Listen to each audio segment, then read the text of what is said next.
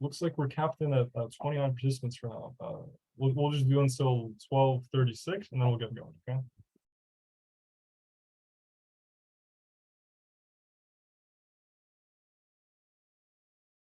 And if anyone has any questions before we'd like to start, feel free to ask them now. And also, don't be scared to turn on your mics. I'm not your professor. I'm not going to give you a C in the class. We're all here to learn and have fun. So, just feel free to open up your mics and talk whenever you guys want to.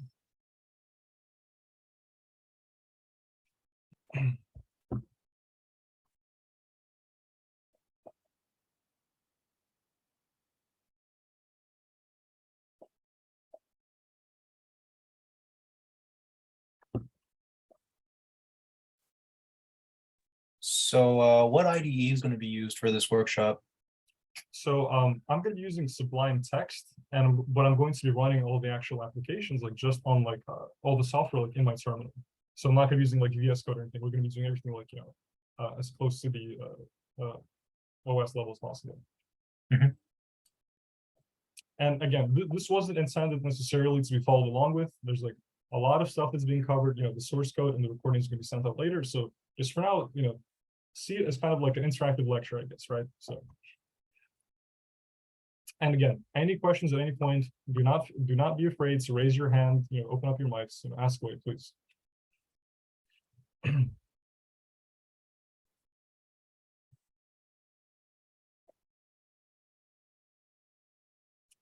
Okay, so how about we get started now? It's 12:35. We got 30 people here. Great. So, hello everyone. My name is Eric Mayakov. I'm with the Baruch AS Association, and today I'll be showcasing you an example of some Python-based ransomware, as well as a general but very brief overview of some related concepts. So, a disclaimer: I'm sure this goes without saying, but please do not take anything you learn from here and use it in a malicious or illegal way. You're free to reproduce the code on your own system, but if you plan to use it elsewhere, make sure you have explicit permission to do so. So, as future cybersecurity professionals, it is important to know what you're up against. The reason I'm bringing you this workshop is not to just place a bunch of evil ideas in your heads and just hand you over the tools of doing that, but to instead give you a glimpse into the inner workings of an actual piece of malicious software. So, in the spirit of knowing what you're up against, I'd like to show you some examples of some real-world hackers. So, hackers are some of the most hardened criminals, treacherous, duplicitous, you name it. These guys, they don't care. So, let's move on to our next slide so I can show you. I know, take it all in. These are the people who are hacking into all the servers, the people behind the ransomware attacks at SolarWinds, Lapsus, the other ransomware group, I think it was called Lockbit. So, and as you see over here, this guy with the hammer looks like to be some sort of brute force hacking technique. I can't say for sure, scary stuff. Okay, so all jokes aside, effective malware is simple, right? When we hear about these attacks on the news, we hear that companies lose hundreds of millions of dollars due to some ransomware attacks, right? But we don't really have much of an idea what happened from a technical standpoint. To get more of an idea, we hear, 100 servers were compromised and blockaded with ransomware, right? So this may sound terrifying, but what I hope to show you, and to possibly scare you even more, is that the tools that hackers actually develop are not as complicated as they seem. When we think of millions of dollars of financial damage, we think of some 1,000-line a complex exploit. But in most cases, it just takes a little bit of Googling, a little bit of Python knowledge, and in roughly 100 lines, you can do something with similar devastation, right? So again, what I hope to show you with this workshop is that once we break down the essential components behind a piece of malware, it's shocking to see how little sophistication and work is actually involved. So let's move on to our next slide. So what is ransomware? I'm sure majority of you have some general idea of ransomwares, but the definition I like is it's a form of malware that disables access to system files by means of encryption or screen locking, right? Hackers then offer a decryption key at a price, holding the victim's files for ransom. And typically, hackers require that victims pay in cryptocurrency, such as Monero or Bitcoin.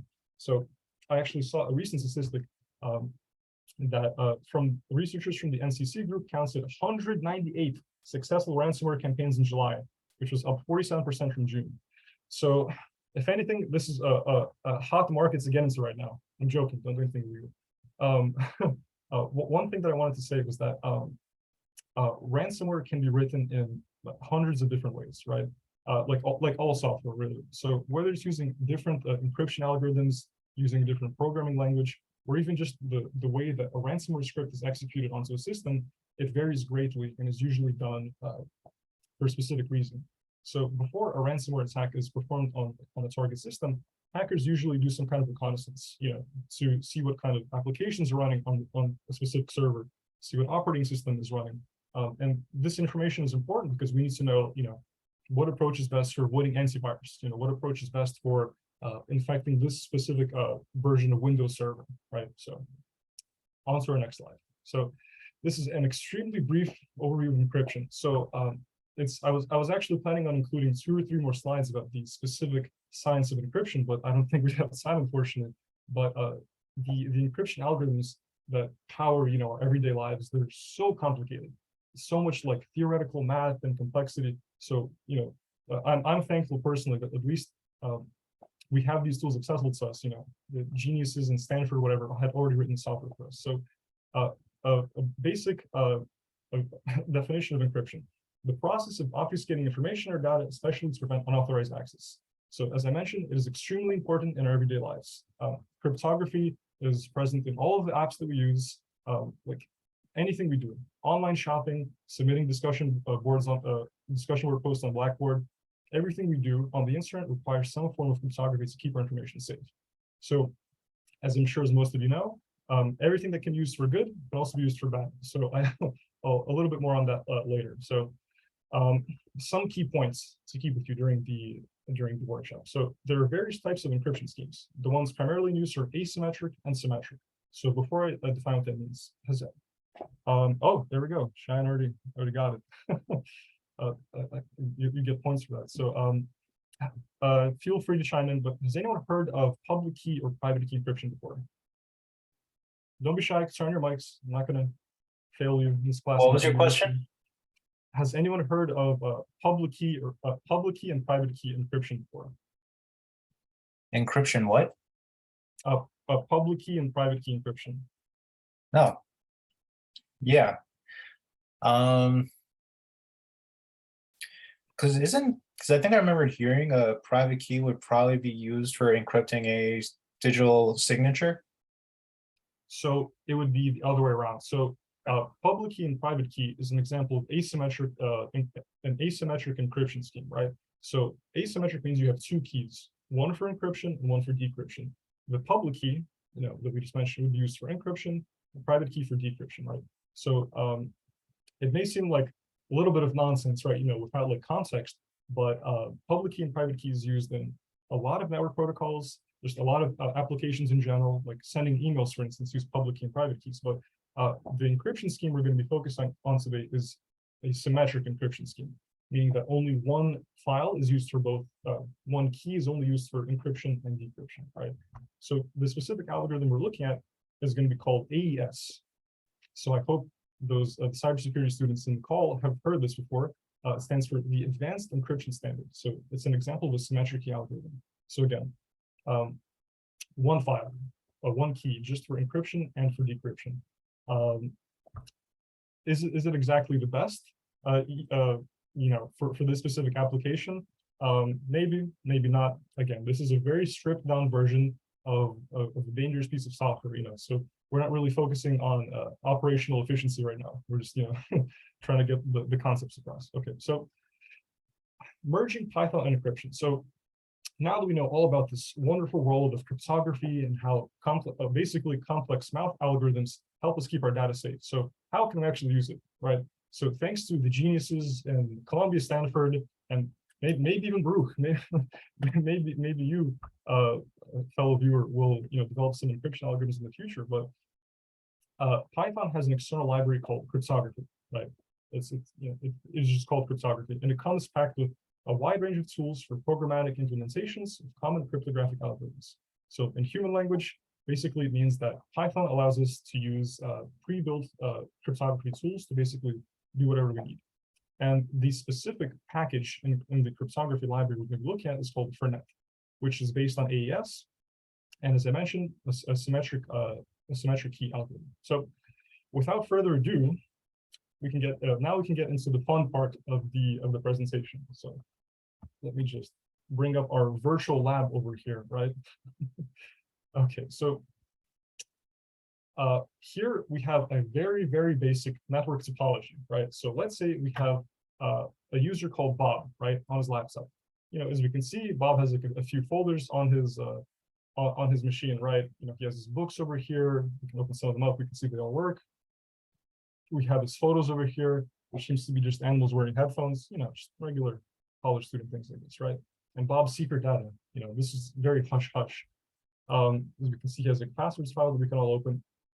So the means in which we're going to be infecting, quote unquote, Bob's laptop is beyond the scope of this workshop. Hopefully in the future we'll be posting one about exploitation and accessing the system, right? But for the purposes of this example, let's say Bob, a Baruch student, gets an email, you guess it, from the CEO of Microsoft offering a six-figure salary position right after college. Bob is freaking out. He's looking at his Outlook. He can't believe it. Like, oh my God, the CEO of Microsoft wants to give me a job. Exactly right. So Bob, without even thinking, he clicks on the file attachment in the email, downloads the file, and before you know it, Bob's computer is infected. As we can see, this wonderful little arrow over here, right? So again, just a very basic representation of what of complex things that are happening, right? So now, as we can see, we've taken a look at Bob's file system. He loves his animals. He loves his computer science books. So you may be thinking, so what now?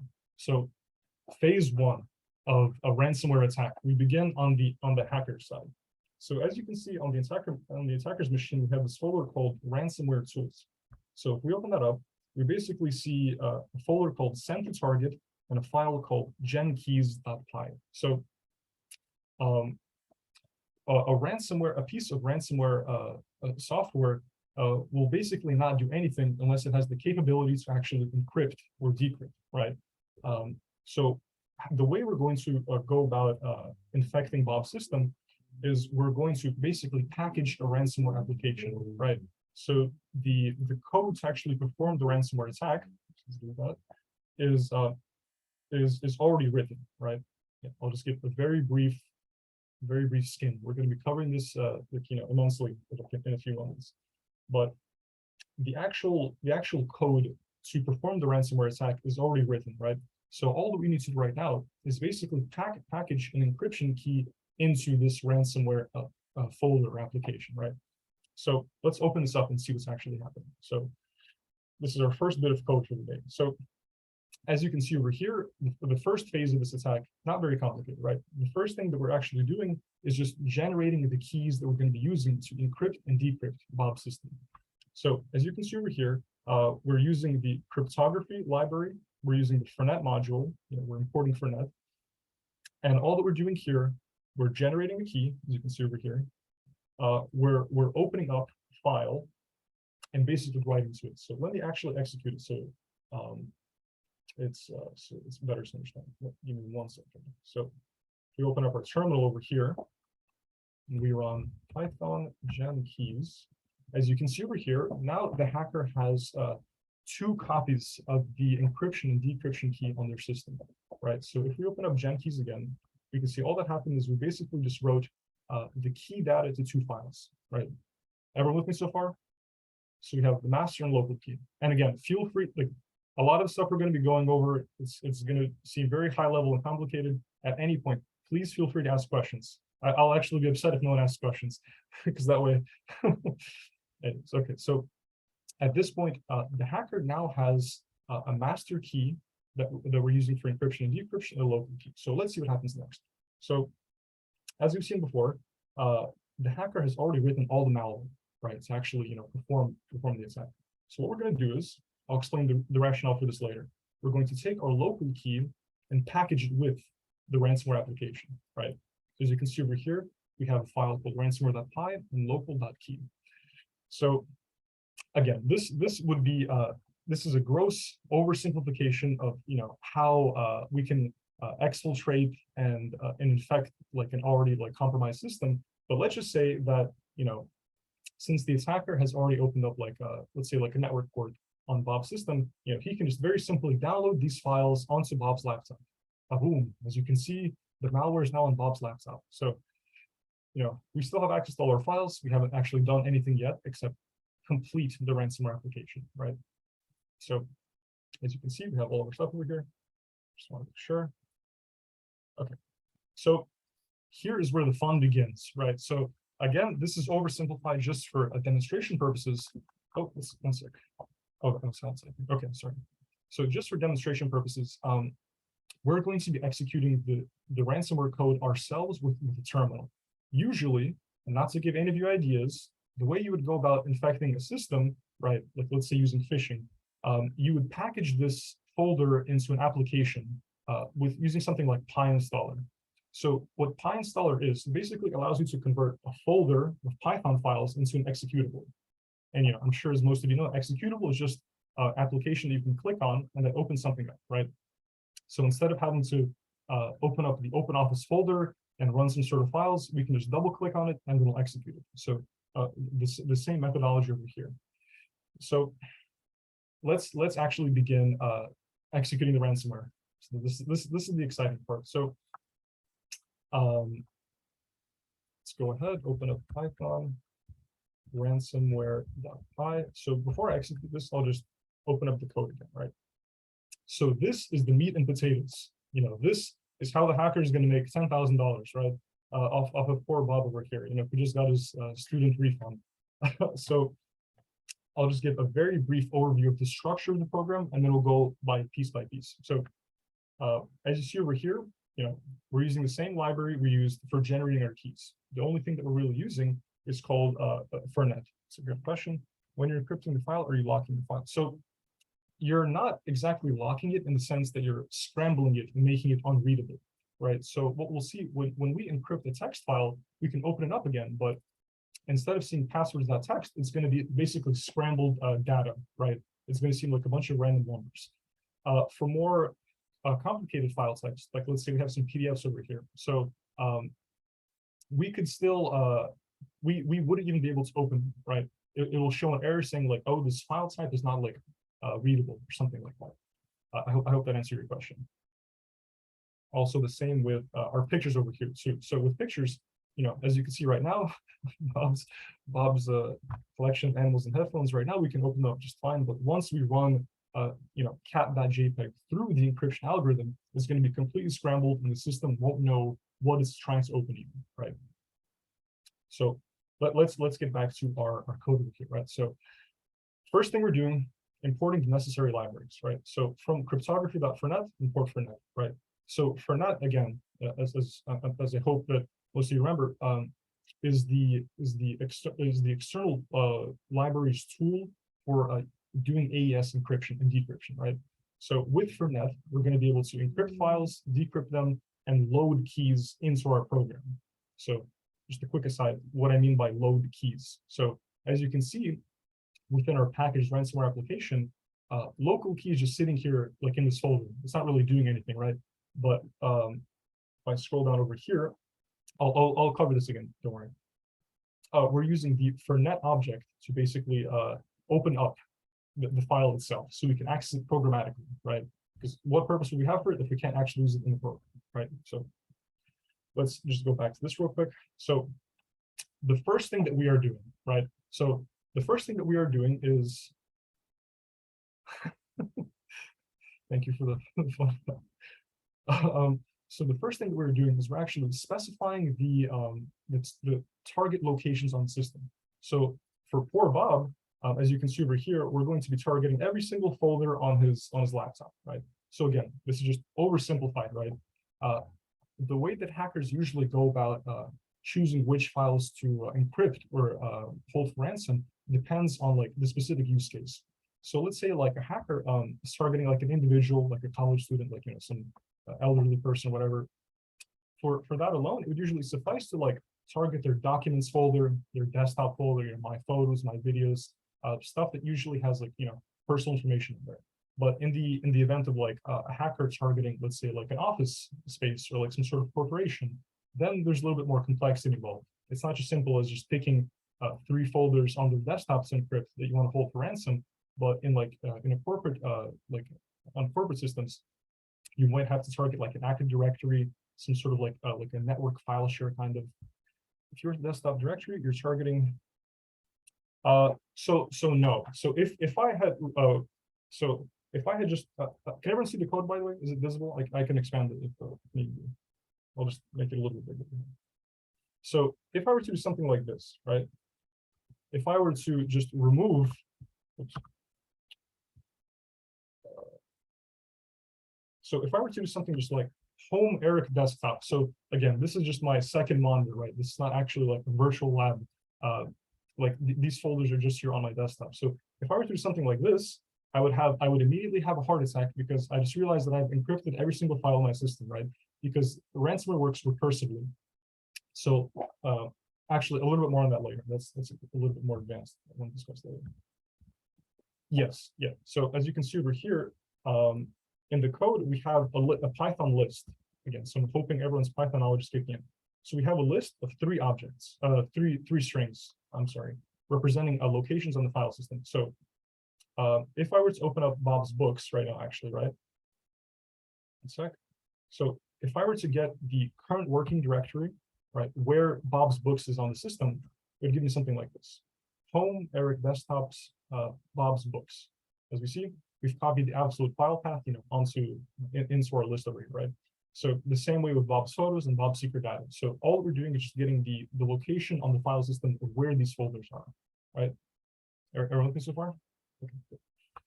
So let's go ahead and actually run the program, right? So again, it's not going to execute all at once. I've added sort of pauses, as we go through each section, because if I ran it all at once, the files would be encrypted and the workshop would be over, right? So let's just go over that. So as you can see, we get some output. So path specified, right? So that's the first phase, the first step of running the ransomware. So as you see over here, we have a little test output saying path specified. Okay, awesome. So we've now selected the target directories that we want to encrypt on Bob's laptop, right? You can see over there. So let's move on to the next portion. Local key has been loaded. Let me make this a little bigger, actually. So is that good? Can everyone see the output over here? Answering full directories, like stating exactly right. That's a very good observation. For the purposes of our workshop, everything is going to be oversimplified. I don't want to give any of you too many ideas, right? But usually, what a hacker would do, instead of hard coding the locations of the targets, he would do something using the Python OS library, like os.get desktop path or os.get documents path. But that's a little too advanced. We don't want to be arming you right now. So on to the next thing. So as you can see over here, we have an output saying local key has been loaded. Exciting. So what does that mean? So basically all this is doing, it's opening the I don't recommend it. Yes. Do not run this code on your computer without knowing exactly what you're doing. This is just a little more because I had a few little hiccups preparing for this, to just say. So okay, so back to local key has been loaded. So all we're doing is we're basically taking this this file on our system and we're making it accessible programmatically. So what I mean by that? So using Python, we're opening the data inside of this file and we're saving it in a variable called key data. So key data equals file.read. Again, reading data into this variable. So then, we're using the fornet function again to basically create a key object within the code. So what we did was we converted a file on the system into an object within our code that we can then use the encryption and decryption functions of it. So now, using our fornet key variable later on in the code, we can do stuff like called fornetkey.encrypt this file, fornetkey.decrypt this file. So now we actually have the capability of performing the ransomware attack loaded onto our code. So here is where it gets a little bit complicated. So if you weren't already confused, this part is definitely going to be a little bit tough. So if I continue on with our dialogue over here, running encryption, right? So what exactly does that mean? So as you can see over here, we have a function that we're calling called encrypt. So for the encrypt function, what we're passing to it is the target paths, right? We're passing to it all of the locations that we want to encrypt, right? Sorry, there's a outside. So we're passing the function all the locations that we want to encrypt, and also we're passing the encrypt function the key to do the encryption itself, right? Everyone with me so far? Okay, good. So if we go down to actually our encrypt function, so we've defined it down here. So this really is the most like complex part of the program, and once you break it down, it really is not that complicated. It's not as complicated as it seems, right? So as you can see over here, the arguments passed into this function are the paths we want to encrypt, and the key for actually performing encryption, right? So the primary thing that helps us basically encrypt all the files here without going through some monotonous, or what is the purpose of the local and master key? So this was just for demonstration purposes, right? So if I go back to the hacker side, so as you see over here, we have a master key, right? So basically, this is the key to the lock we've placed on Bob's files, right? So in a later stage in the program, right, once the encryption is actually started running, you can see we're paused over here, right? So once the encryption actually starts running, this local key gets deleted, right? So then Bob's files were locked, and he no longer has like anything that could help him like unlock it. So the only way that Bob can get his files, once this key has been deleted programmatically, right, would be the hacker having to deliver, a copy of the key, right? So let me rename it. I was supposed to do this later in the program, but I'll do it now. So then the hacker would have to like basically make a copy of the key for encryption and decryption, and then bring it onto their system. So we're not there just yet. Hold your horses, almost there. So ransomware locks user access permission. So again, like as I mentioned in the previous slide, so ransomware can work in a couple of ways. So what you can do is you can basically scramble the data in your files, making them inaccessible or like unopenable by your machine, or we can do something that's called a screen lock. Basically, it's like you can't move your mouse, and there's like a dialog option, a dialog box like on your screen saying like, oh, like your system has been compromised, you've lost control of your keyboard or your mouse, and you can't do anything, right? So that's a separate form of ransomware that we're not going to be covering, but just know that it exists. So back to where we were. So let's bring back our encryption function, right? So as you can see over here, as I was saying, the primary thing that's going to help us perform recursive encryption of the files is this function called os.walk. So you may be thinking, what is os.walk? So I've actually provided a small example as to, so I provided a small little demo as to what os.walk does. So let's just take a step back. So once we understand how this function works, it should be much more apparent how the rest of the application works. So let's just run this little demo here.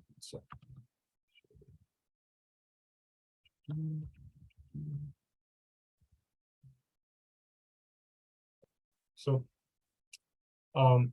let's assume we have a list of target paths, right? So these are entities within the list. So let's say if we want to target a specific path, let's call it let's say it's the first item in the list. So the target paths of 0, the 0th index. So if we were to run os.walk path on this and print out its files, basically all that os.walk path does, it allows us to recursively print all of the file names within a specific folder or folder structure. So you may be thinking, like, why is this relevant or important to perform the ransomware attack? So and it's actually for a much simpler reason than you may think. So when the reason we need to construct the full location of the file on the system is so that we can actually tell Python to open it, right?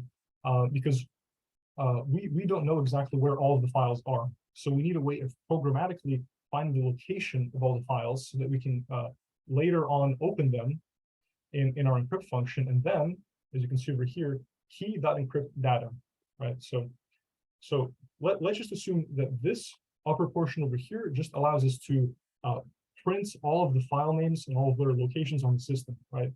So once we have the location on the system where a specific file is, we can open it in a similar way that we opened keys before, and read its data into read its data from the file, right? Everyone with me so far? Know who and where the files are in order to encrypt them. I'm not sure what you mean by that, but so anyways, let's move Like when on. you have the name and location of the files, Yes, exactly. Oh, that's perfect, right? So we need to actually know where the files are on the system, before we can actually do anything with them. Because if we just try to open introduction machine learning with Python.pdf, and then Python's going to say we need an absolute path. We need to know where this is before we can open it, right? So I hope that's clear. This is the part I was most worried about explaining, because I know it can be a little scary, especially for people not too familiar with Python. So now that we are able to know exactly where our files are on the system, the rest very straightforward. There's really not much to it.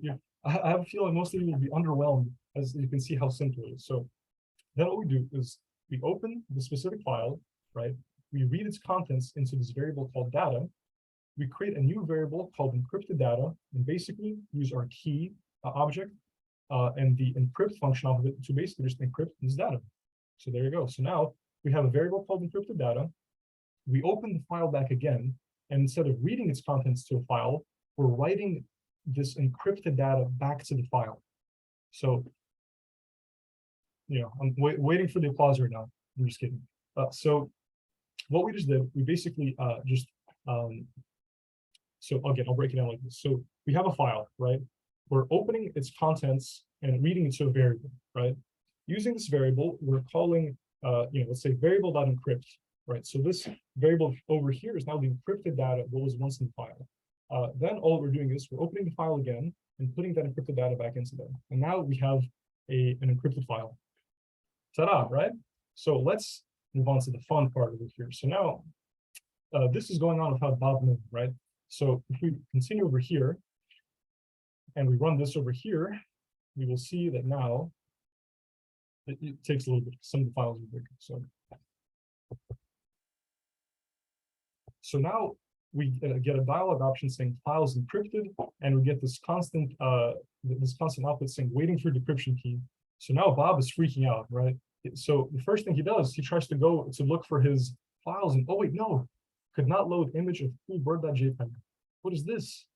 No, my precious collection of animals with headphones. No, why isn't it working? We try to go to Bob's books, and as we can see, unable to open document.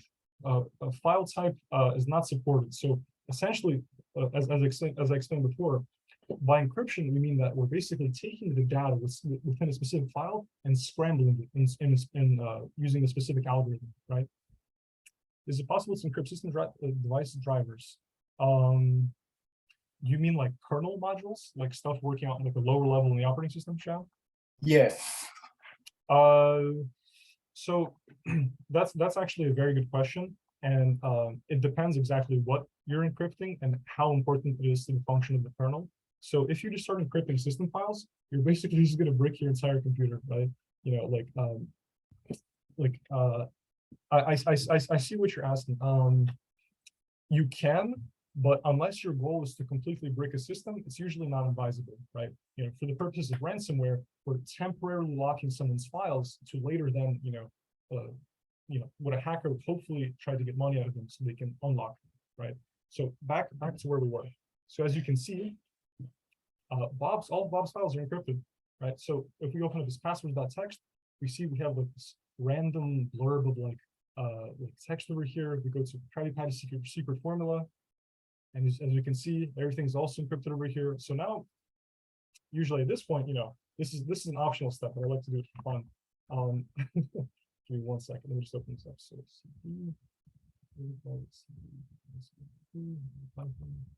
So usually at this point, something like this would pop up. So hello, your computer has been compromised by ransomware. Please follow the below instructions to regain access to your files. Any attempt to bypass the instructions will result in the deletion of the decryption key. So for all we know, this message could be bullshit. Like if we see a dialog option like this on our screen, our first reaction is to freak out. Oh my God, I have to send 0.5 Bitcoin to the following address. This is a random address. Do not send any Bitcoin here. This is just me mashing my keyboard. So at this point, half of the work is done. Bob's files have been locked. A scary prompt has appeared, basically instructing him how to regain access to his files. Usually, like, in this case, that would mean sending money to the hacker. And yeah, things don't look too good for Bob. And also another thing that popped up on my screen, which we'll go over in a second. So you can see, it just opened up on my other monitor. So now a folder called place key here was generated, right? Poor Bob, exactly. So before we continue on, any questions? You guys having fun? Somebody cost it, yeah. He's gonna have to tap into his refund to pay for this ransomware. Imagine how pissed off your mom would be if you go to her like, Mom, I have to pay $10,000 because the CEO of Microsoft sent a job application personally. No, my mom would be pretty mad. So, any questions so far? How are we doing? Okay, silence. It's okay, I guess. That means everyone is fully understanding everything that's happened so far. That's the way I like it. Doesn't BTC do not send. Oh, okay. No, this is not my Bitcoin address. This is just random mashings on the keyboard. So do not send this thing. Okay. So congratulations. So now if you're a hacker, you have successfully locked your victim's files. They no longer have access to it. They have instructions on how they can regain it. And hopefully out of this, if you're an evil hacker, you're going to make 0.5 BTC, which is like $10,000. So in this we scrambled Bob's. Yes.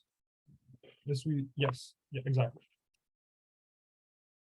So let's say Bob's like, I don't know, instead of a college student, he's a professor. He had like his transcripts and he was putting all of his grades into one PDF file that was not saved anywhere else. He didn't use any cloud backups. So he only has one copy of his entire transcript for the whole semester, right? So usually in a case like this, there's like a sense of urgency, right? Like, oh no, like I need to get this back. So in Bob's example, he just has some pictures of animals and headphones, some computer science books, and some, just his passwords, which I guess he can reset. So in this example, the urgency, is not as intense as it would be like in like more complex situations, like I mentioned. So I wanted to finish the professor. Listen, I've definitely had professors like that, but had to abstain. I'm joking, of course. And again, do not do anything illegal. I promise you. And also do not run this on your computer unless you're absolutely sure of what you're doing.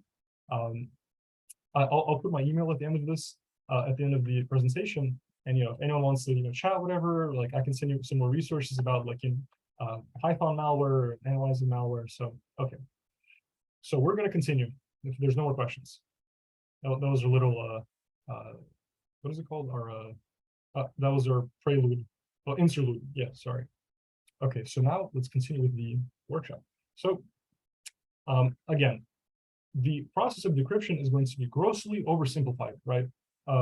Usually, so the way this would usually work, right? And again, this is not to give you guys like bad ideas, but just sort of giving you knowledge of how hackers operate. So usually on the hacker's machine, right, he would have some sort of application like running on a server that's basically listening like on the web, basically seeing like checking like every few minutes, like, oh, have I received this amount of Bitcoin from this specific like MAC address or whatever identifier Bob's computer has been like marked as, right? So let's just say for the purposes of this presentation, Bob pays up, he gets he gets the 0.5 Bitcoin to the hacker. So now let's look at what happens next. So let me pull up the terminal again. So as you can see, this prompt has been waiting for a decryption key for quite a little bit of time now. So the next step that we would do is basically create this sort of like exfiltration point, right? So what we did right after we encrypted, we created a folder called place key here, right? So this is basically like going to be used later on in the decryption portion to like act as like the keyhole, we're putting the key back in to unlock the door. Right? Okay, so let's move on to the decryption part. So you may be wondering, why is this literally printing over and over and over again, right? So what's actually happening is that we're running like what's called infinite loop, right, in programming. So basically, what the system is then asking, it's asking the computer to see, while there isn't a file called local key in this folder, wait for 2 seconds and then print wait for decryption key. So what would this mean? Basically saying, like, the moment we place a file called local.key into this folder, it would break out of this while loop, right? And then activate the decryption portion of the ransomware, right? So again, grossly oversimplified. I was debating if I should put a more sophisticated means of checking for decryption initialization, because it's just right now all that's happening is basically this folder is waiting for a file called local.key, right? So what happens then is basically using the key that's placed in the folder, right? The data is read in, and then and now again we have a fernet key. Now we have a key that we can use for decryption. So again, let's look at what actually happens. So an infinite loop is basically running in our terminal over here, right? Like on the computer. It's basically waiting for a file called local.key to be placed into here, to be opened up, and then the decryption portion of the ransomware begins. So let's just go ahead and do it, right? So let's say that we now get our local key, and however the hacker decides to get this back onto the target system, flies around, and then boom, place key here is now populated with a file called local.key. So now, oh, look at this. The dialog stops running decryption. Oh, okay, awesome. So Bob's hopefully going to get his files back. So again, everything here is encrypted. Some of the files didn't show up because they've been scrambled so much the computer doesn't even recognize them. But as you can see, everything here is still locked. We don't have access to any of our files. Unable to open document. Same here as well. So let's see how the actual decryption portion works. So it may come as no surprise, the decryption portion of the program is very similar to the encryption portion. So what's actually happening is, again, we're passing target paths, like locations on the file system that we want to now target to decrypt, and we're passing the key itself, right? So very similar to the way we ran the encryption portion of the software. So if we look over here, we're basically walking through all of the files within our various folders, right? We're getting the location of where the files are on the file system using an absolute path, right? Meaning starting from the root directory. We're opening up these encrypted files again, right? We're reading this data into a variable called encrypted data. And then we're using key.decrypt encrypted data, putting it into a variable called decrypted data, opening up the file once again, and then writing the decrypted data back to the file itself. And then boom, it should be unlocked. So let's go ahead and do that. So now Bob is probably jumping with joy. He's like, oh boy, I can't wait to get my files back. So usually it takes a few seconds to, some of the files are pretty big.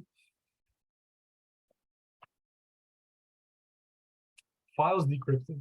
There we go. So now Bob is like, oh, my birds, my animals with headphones. Huzzah! I have them back. Oh, how I missed you, picture.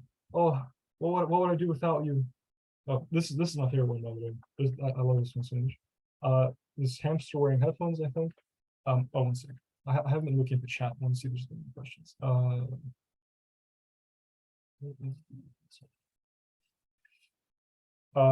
Also, how did you create the alert? Okay, so sorry, when was that? That was a few minutes ago. See your favorite image below. I love the dog. I don't know. The dog one was my favorite one. So how I created that alert. So again, warranted of a second workshop, but I don't know if you're familiar with the term GUI, so graphical user interface. So Python has a library for creating graphical user interfaces, basically meaning just creating things you can see on your screen. So that's within this folder over here, right? So it's using a module called tkinter. So tkinter is like, it's one of the Python GUI libraries, and with it, it's very simple. It's the same way as you kind of like it works like on a grid system, kind of, right? Where you create your like the space you want, like the alert, or like the interface to pop up. You can put all kinds of data on there. Hello, your computer's been compromised by ransomware. As you see over here, send a Bitcoin to the following address. There's 6 minutes over here. Yeah, so the alert, we created using Python's tkinter module, which is a graphical user interface library. Okay, so I hope that answers your question. Yes, tkinter. Let me explore. So I'll include this. So after the session is ended, I'll be sending out a bunch of links that I would love for everyone to check out. So this is a tkinter. So it's for GUI programming. I'll send this exact link out later. So you can like build you can build interfaces, right? So let's see if there's a good example. Okay, anyways, so back to our workshop. So essentially, what has happened here is that Bob was the subject to a ransomware attack, right? His files were encrypted. He had to pay a specific ransom. He was waiting for the system was waiting for a decryption key, right? Without this decryption key, Bob's files would have stayed locked. So then what happens? After he paid up, the hacker sent over the decryption key to Bob's system. His files are decrypted, and huzzah, everything's good again, right? So, okay, questions. Please ask questions. I know some of the parts are a little bit confusing, especially to people who are not super comfortable with Python. But please, questions. So decryption definitely reshapes the file and unscrambles it, right? Yes, it reshapes it back to its original form, right? So without getting too much into how encryption actually works, is that it doesn't randomly like scramble it, right?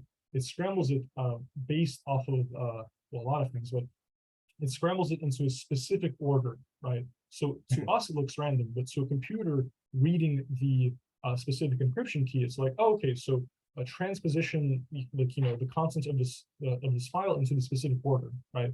And once the key is provided again, to us it seems like magic how something like this can be unscrambled, but to the computer it's basically saying, okay, so now we take this data and then transposition it back to a somewhat to the original order using this decryption, right? So it's all about algorithms.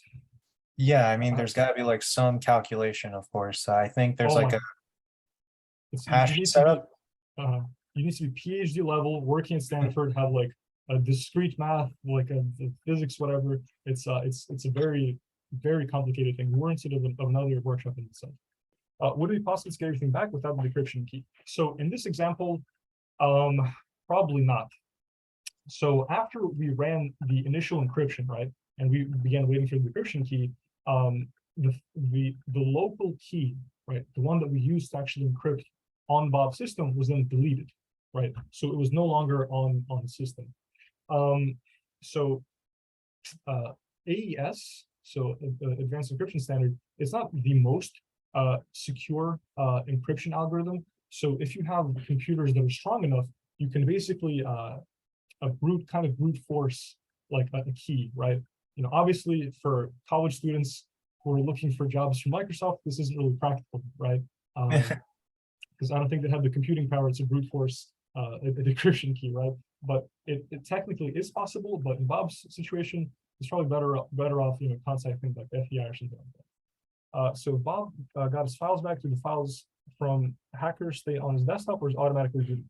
Very good question. So again, what we saw just now was simplified to a great deal for the workshop.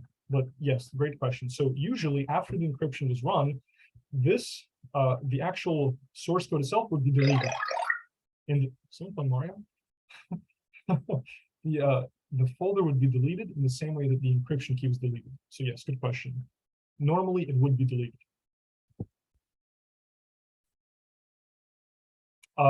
Does everyone want me to? I can run through it again, but I can do it much faster, so you can all see the process. I think I'll do that right now just to, just to get going. So understand we left 7 minutes. Okay, we can definitely speed on this. So malware goes back on the target system, right? So we're going to remove all mention of any keys, right? Remove back in here. So this should be deleted. There's a bug over there. Sorry. So now we have. So is it possible to somehow figure out? No, not a stupid question. There's no such thing as a stupid question. This is a great question. I love this question, and I will answer. So yes. So it probably wouldn't be in. You probably couldn't get much information from within the source code about the hacker unless they're pointing to a specific server in the network, right? So as we mentioned before, like the way that the key would travel onto the system would probably be using some sort of network approach. If the hacker came up to Bob's laptop and plugged the USB into there, you're probably out of luck. There really isn't much of a paper trail you can follow, since you're putting the files directly onto there.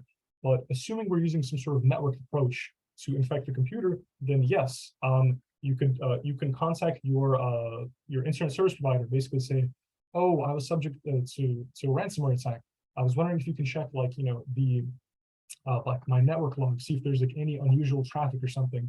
Look out for like traffic coming from like some sort of strange server carrying like a file or something like that, right? So it is possible, yes, not a stupid question at all. But for this specific example, since we're just doing everything locally, there's not really like any sort of networking that's happening.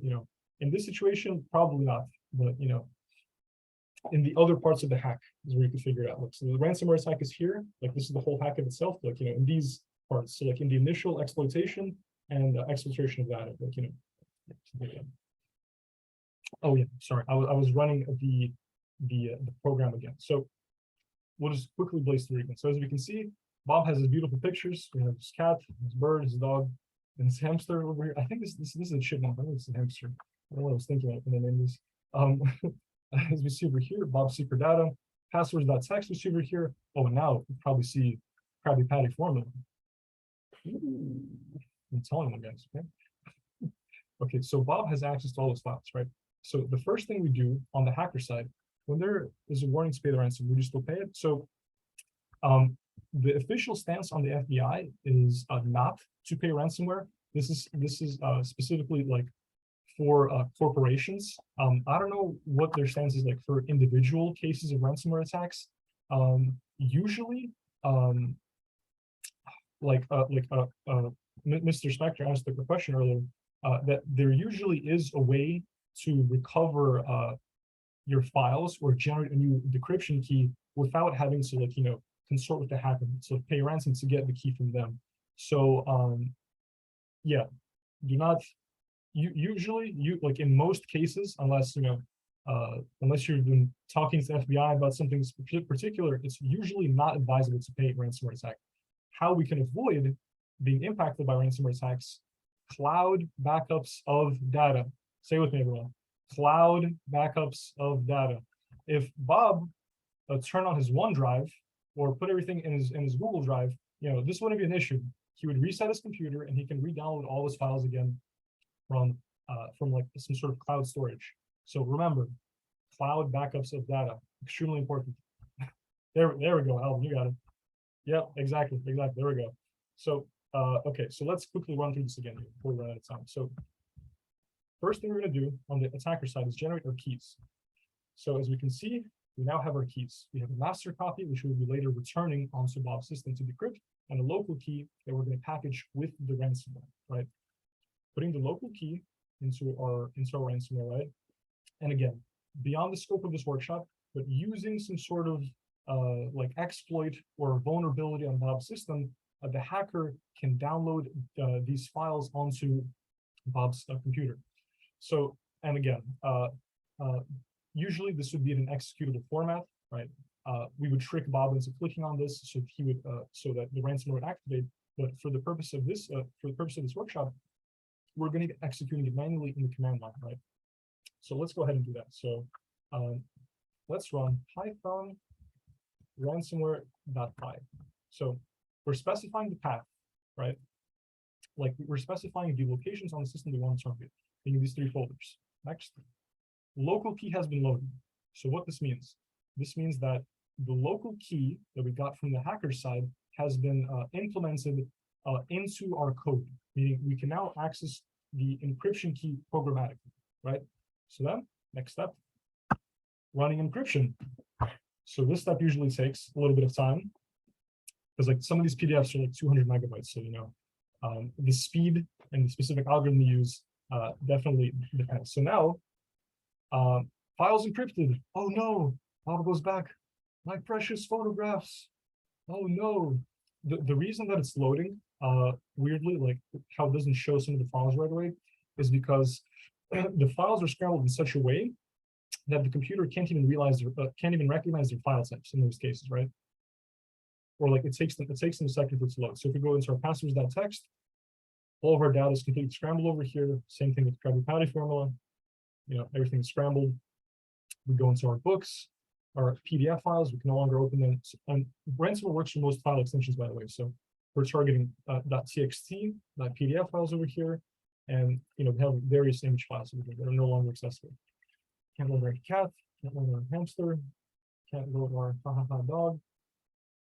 So Bob's files are locked. So now at this point, I'll pull it up for fun just again. This is Wi-Fi connection fast. Affect how fast you can decrypt the file. So all of this is happening locally, right? So there's no actual networking happening. One sec. So it does not, because everything is happening like within the system itself. So it would be just depending on the speed of your computer. If you're running a virtual machine, are you running a virtual machine on a Mac or PC? So this is actually my home computer. This is just my second monitor over here, and I've just changed the wallpaper. I made this last night so that it looks nicer for everyone else to understand.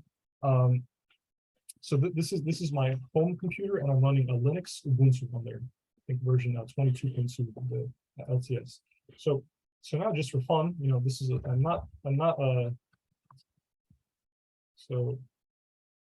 this is not a necessary step, but you don't have to put that much work into it. You could usually just send I don't know, create a text file on the system saying you've been hacked, follow the instructions here. But if you want some flair, you can create a little GUI, right?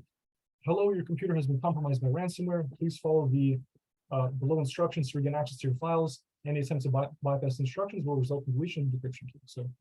So let's say Bob, even though this is against the stance of the FBI, let's say we're going to pay the ransom fee and assume the hacker is going to be nice and send back the decryption key, right? So Bob sends the Bitcoin to this address, right?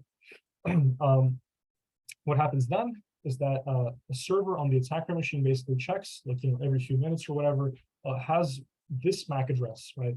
Has some identifier of Bob's computer, paid the particular ransom, right? So let's say that the hacker system detects, okay, Bob has paid off his ransom, right? So now what we would do, again, grossly oversimplified, the hacker would basically make his a copy of his master key, right? We'll name it local because that's what the program wants us to do. Something I forgot to put. The moment we ran the encryption, this folder was generated. Place key here, right? So this is the exfiltration point for the ransomware. So we go ahead, drop it in here, give it a second, running decryption. Usually takes a few seconds, depending on the size of your files. And files decrypted. And then bada boom, bada bing. Life is good again. So Bob learns to not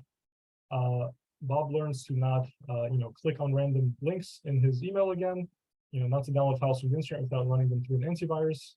So it usually takes a few seconds for the files to come back. Okay, there we go. So as you can see, got all our lovely images back. Let's close this window. Got all of our files unscrambled, right, as you can see here again. And yeah, that's it. Okay, so this is the end of the workshop. I hope all of you enjoyed. I hope this was informative and not overwhelming. I know we went through a lot. Any last questions if anyone would ask? Oh, another thing too. Hello, we're sending out the slides, right? Oh, thank you guys. Do not try this at home. Yes. One sec. I have some cool links for you. One second, let me open up mine. So let's just say you don't want to pay the FBI. How would you go about decrypting the files yourself? You don't want to pay the hacker, right? Right, yeah, no. So yourself, so again, depending on the encryption algorithm that you're using, right? So AES isn't the most secure, so it's possible to brute force or to generate a key to generate a decryption key, like, you know, just by running through random like iterations of a potential key. You know, if it's something stronger, then, you know, you're out of luck. You like literally physically can't, unless you have a supercomputer. Like, you cannot like generate it, because like more advanced algorithms, like, they're just too sophisticated, right? So if you don't want to pay the hacker, again, cybersecurity practices, cloud backups of data, you know, literally Cloud backup of data. right. So reset your computer, re-download. Oh, there's a Mario noise again. So reset your operating system, re-download your files, and you're good to go. And yeah. Oh, and also these are Eric's super cool links. So a lot of really great resources. This is what helped me get started. I don't know if you guys are familiar with John Hammond, great YouTuber, cybersecurity guy. He, like, you know, covers a lot of good stuff. Hackersploit's another good one. And this is a secret link. The best Udemy course for learning advanced Python malware. This is a little, you know, this is the secret sauce, and not a lot of people know this. So yeah, we'll share all the recordings, source code, and links once the recordings. So yeah, I just want to say thank you so much. You know, I don't know if you guys can tell, but this was actually my first workshop that I ever hosted. I hope it was enjoyable. I hope you guys had fun. You know, oh, thank you. It's flattering so much. And yeah, so go out there, happy malware analysis, exploring the world of cybersecurity, and yeah, thank you so much. Seriously, this has been great. Thank you.